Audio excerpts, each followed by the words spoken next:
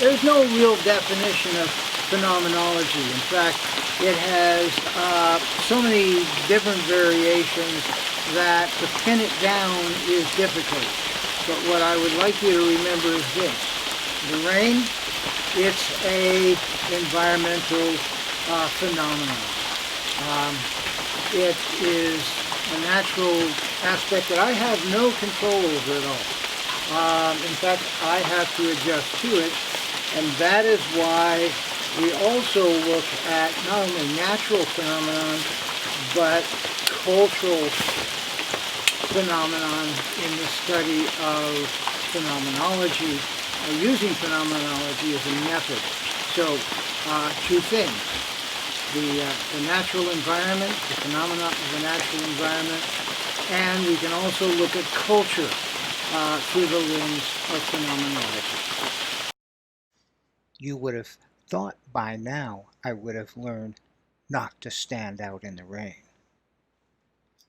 When we look at a definition of phenomenology, what we find is this: the science of phenomena as distinct from that of the nature of being.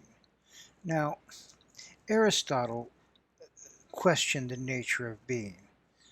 Phenomenology comes after Aristotle. Phenomenology has its emergence in the works of Islamic scholar Ibn al-Haytham, who lived between 965 and 1040 AD. Haytham linked optical perception to the brain.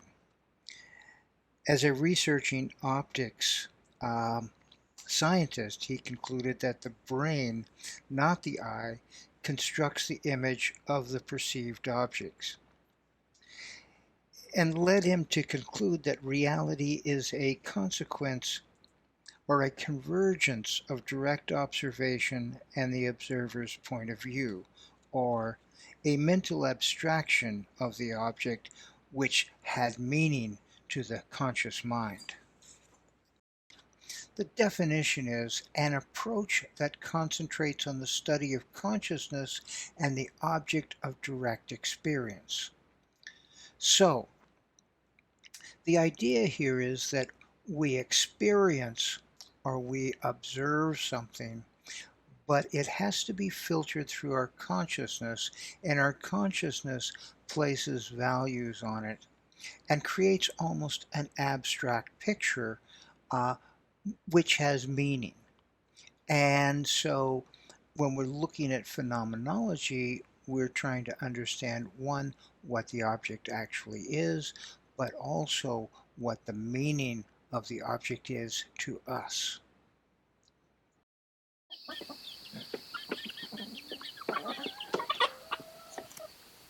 An evolutionist would say that we see what we need to see. As a philosophical concept that's used in science, phenomenology generates complexity by its very nature, being rooted somewhere in the synapse between consciousness and the object of consciousness. In simple terms, subjective analysis of objects through perception. That can get awfully complicated, especially when we consider that some objects of observation are natural, meaning that they belong to the environment which surrounds us and to our biology. That perceptions are also um, mitigated by our very makeup, physical and mental makeup that is rooted in our biology, as well as our cultural uh, objects, works of art, tools, technology. For chickens who are forever interested in the pecking order, how they see the world is shaped very much by their concentration on hierarchy. Chickens and their far distant relatives, the dinosaurs, saw the world through biological and environmental conditions. And therefore, birds see a wide spectrum of light, including the ultraviolet. They would see the world somewhat in this way.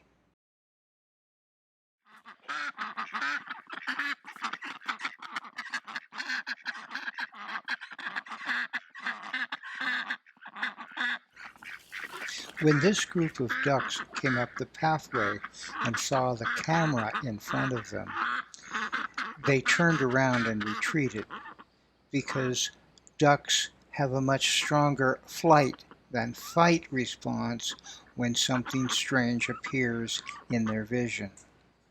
The position of authority within this group of ducks belongs to the two older females. They will talk it over and decide whether the pathway is doable, and then the younger males and a younger female will follow them. However, it's important to note that during breeding season, the hierarchy reverses itself and males become abusive. Phenomenology is not just the study of objects. Objects have a time-space relationship. So,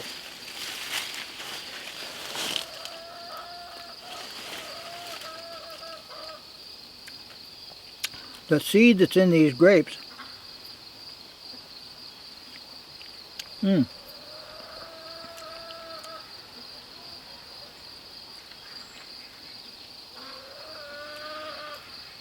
the seed that's in these grapes can produce a grape plant,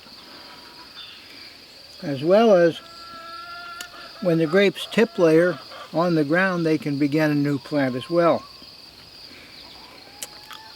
But the plant has to grow, and so we can study the growth of the plant.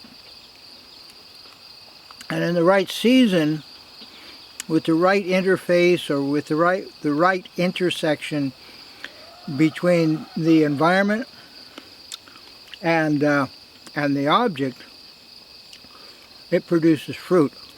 And these are absolutely delicious.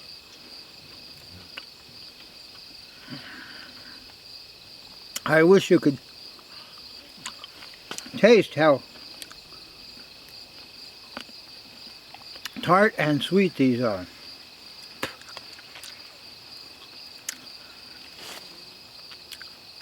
So, phenomenology. How our brains construct objects, but those objects are independent of us. They have lives of their own. And they have a indigenous relationship with one another, in that they're interested in being born, being created, growing, developing, and recreating, being the vessels of recreation as well. And in that way, their basic elements, their basic reason for being, is almost the same as ours, probably pretty well the same as ours.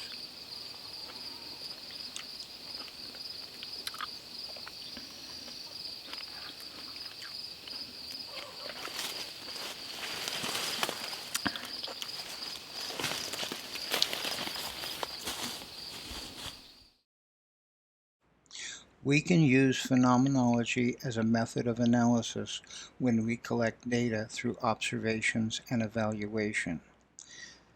placing the resulting data in datasets where we can compare the related variables. In the readings this week, each author compares datasets to analyze the variables into reliable information. Pause this metadata set and see if you can identify the overall similarity of objects, and then determine which groups of data differentiate into separate sets.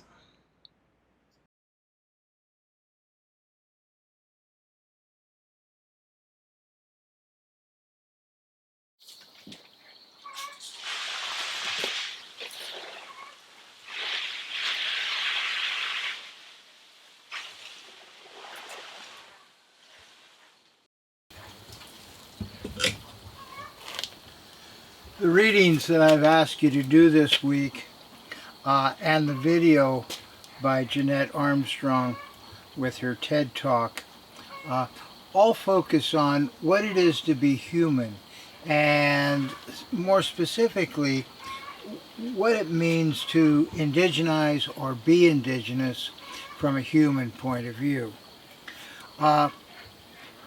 The video TED Talk with Jeanette Armstrong is interesting. She begins with the idea that we are all human. We're all part of the earth.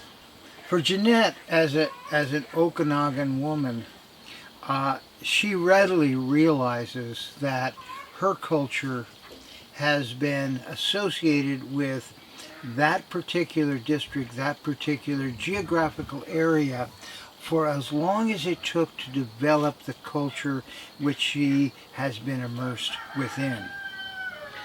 And that is that connection with the earth, that connection which links human beings with links their culture with a specific place on the earth. And she emphasizes that right through the entire video. She also proposes that ethics are perhaps more important than morality. Morality is a judgment. It's a judgment as whether something is right or wrong, where ethics is a code of behavior. And when we're talking about re-indigenization, as she is, we're really talking about something that's volitional, something that's consciously put into action. And rather than making judgments about that, which we'll do anyway, she says that we have to be guided by an ethical set of codes. She emphasizes in her introduction, in speaking her own language, that what has already happened is what is. And that's an admission, a recognition that we cannot redo the past. We can interpret the past, and in many ways we will reinterpret the past in terms of trying to understand its complexity.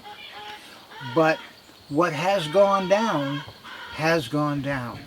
And that's a recognition that where we find ourselves today, through our perceptions, through our experience, through our associations, that the antecedents of that cannot change because they've already taken place. Important recognition in many epistemologies that are held by indigenous peoples. Her concern in the video is with unbridled development and the fact that we've moved away from our indigenous methods of subsistence to taking too much. And in indigenous cultures, taking too much is easily measured by the results of not having enough for today and tomorrow. And also corrupting what we have so that it's no longer as viable as it once was. Well, she talks about wealth and capital and how the ideas that we have about wealth today are constructed. They're imaginary. They're not real. But we work by those codes because we believe that they're the most productive. Why do we believe that? She questions that. She poses the essential question, where human indigeneity fits in or interacts with our current economic order. How do we make this transition to a more sustainable world if we cannot interact or bring the existing economic order under control? We have to interact with it. How do we do that? Jeanette Armstrong poses that when we simply rely on human-centric sustainability, what she's referring to is that if we only look after ourselves and not pay primary attention to all the other creatures around us, all the fauna and flora that make up the world, and the geographical contours, the weather, the geology. If we don't pay attention to that in terms of sustainability, then we're moving into the future in a very short-sighted way. I like this term human-centric sustainability because it's a term that we can use to challenge ourselves when we're looking at re-indigenization. Are we just looking at re-indigenizing ourselves? Or are we looking at re-indigenizing our relationship with all the other indigenous components of the world around us? She makes a very distinct point toward the end of the video in which she talks about the diversity of human knowledge and the diversity of human experience and the way that's applied in diverse ways in which culture forms. And culture is the key here, in that our human diversity has changed through evolution in terms of our biology, but not very quickly. What does change quickly is our cultural interpretations and how we view culture. That's the first thing to look at, I think. And then we get into Marshall Solins. And Marshall Solins is in my mind, a real hero because for 100 years or more, anthropology looked at indigeneity as inferior, as primitive, as a thing of the past that is falling away, and modern civilized humanity is developing. Well, when you look at the world today, as Jeanette Armstrong points out, civilization hasn't done that well by us. What Solins did in the 1950s and 60s with his research is he began to challenge the idea of this primitivity of indigeneity. And he said, let's take a look at this. What is sustainability? What is affluence? What is a quality of life that enjoys being human and developing a reflection of the world that's satisfying? And what he did is he took a lot of ethnographic studies and he began to look at them. And he found that the ethnographers who were studying various indigenous peoples were using an old formula in order to interpret new material. And so using scientific methods was revealing aspects of indigeneity that had not been necessarily considered because of the general attitudes toward indigeneity as primitive, as backwards, and as sort of a novel look upon old humanity. Well, Solins took these ethnographies and he said, well, you've got to have a little bit more courage, guys and women, to look at indigenous people from an intellectual perspective. Let's ask ourselves, what is wealth? What is sustainability? What is an economy that's where the people feel affluent or able to live well within the means that they have? So, and without, great need for anything else. And then what he did and this is very important, is that he began to use sentential calculus, or ways of measuring and quantifying the ethnography that had been done, and showed that, one, indigenous people work less. They're satisfied more. They have more time for singing and dancing, talking with one another, and also sleeping and taking care of themselves. And by working less, and also not carrying around surplus. In fact, one of the things that Marshall Sullins really emphasizes is the difference between societies that amount surplus or build up surplus and have to deal with it, and those that avoid surplus altogether. So Sullins is really important here because he is a watershed in our thinking about indigeneity. Sullins addresses the in-betweeners as well. Somewhere around page 8, he starts talking about marginal living, that a lot of ethnographers and a lot of anthropologists, when they went to look for indigenous people, what they did is they only looked on the outskirts of development, on the outskirts of urbanization, to find the indigenous people. Well, what they were recording was the in-betweeners, those people who had marginally left indigeneity, but were still required to live subsistence livelihoods. And so in many ways, they've left their indigenous cultures behind, or the diversity of their indigenous cultures, and they didn't fit into the urbanized economy or the urbanized society that had built up within settled areas. And while that's an important phase between modernity and indigeneity, and we'll look at it closely as we go on in this course, it's important to recognize that that's not the kind of indigeneity that Sullins was trying to interpret, and that ethnographies that are done have to be assigned to the qualities of the economic and political realities of the people that you're studying. Take a look at Sullins. I think it's worth reading a couple of times because we're going to refer to Sullins again. We're going to go on to some more chapters in the book and look at it as Sullins does a lot more closely. Okay.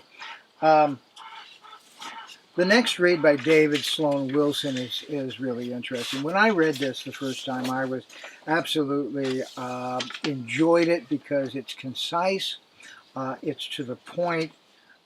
He's very, very clear in the way that he describes the evolutionary process. Coming back to that, to Jeanette Armstrong's original assertion, "We are all human." We explore with David Wilson what it is to be species X, because before he can explain what it is to be human, he first has to understand what it is to be a species, a separate species altogether, or a element, or a portion of a particular species. Wilson introduces us to the adaptive phenomena of genetic modulation, and showing that who our furthest ancestors were different from who we are today, but also that they carried historic similarities that biologically remain within us. A good example of that is that I ran across an article recently from Tel Aviv University, in which neurologists took MRI impressions of about 130 different mammalian species.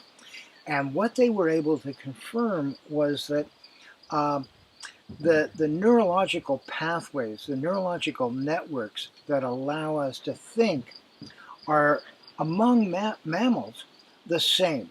So from the tiniest shrew to the largest mammal or animal that's ever lived, and that is the great blue whale, within our cerebral, uh,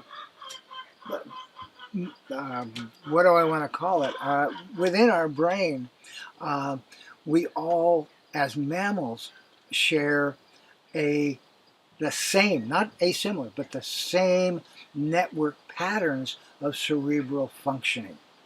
That is what connects our thoughts to our bodies and our actions. And so, just like the fact that all mammals have four limbs, and that we all have a very similar digestive tract, the fact that we have extensions, various forms of fingers and toes, we all share a cerebral systematic network. That's kind of cool because we know that we're linked to all of these other creatures that are mammals. What Wilson tries to show is that both themes and variations exist, and that even among human beings, there are themes and variations. The fact that we can't and that we have to culturally change our diet in order to accommodate the various climates that we're in, and that our physical bodies attempt to do that as well. If you remember the slide about the development of our jaw based on the eating of soft foods, change fairly rapidly. But some things don't. For instance, later on in the course, we'll talk about hierarchy, and we'll look at hierarchy as a embedded quality within not just human existence, but it goes back through species into insects. It goes back into the chickens that we were introduced earlier in this lesson. So things like that carry on. And so we're not just mammals. We're all related to species X in one way or another. It's a really important article to read. It's short, it's concise, it helps us understand something about evolution and ancestry and the passing on, not just of our genes, but the passing on of our qualities, the inheritance of the qualities that we enjoy as human beings, and what we're capable of using to make life better. So, I hope you enjoy these readings today, or for this week, and take some time and read them two or three times if you can, and then comment. I thought about, the questions in the last week's lesson, where I think were helpful to get people started, but I want you to begin to ask questions. I'll write something in the weekly epistle about questions, but I want you to generate a whole set of your own questions out of these readings. What do they not tell you? What ideas do they stimulate, but you need to look further? And I did note that at the end of the David Sloan Wilson article, he has a really nice set of bibliographical notes. Look through that. Maybe there's something that interests you there that you also want to read. That can go into the annotated bibliography. And also it can be used in terms of expanding your discussion about the articles that we've read for this week. So, enjoy your reading. I'm looking forward to your comments on the discussion pages, and make sure that you continue to make a contribution every week.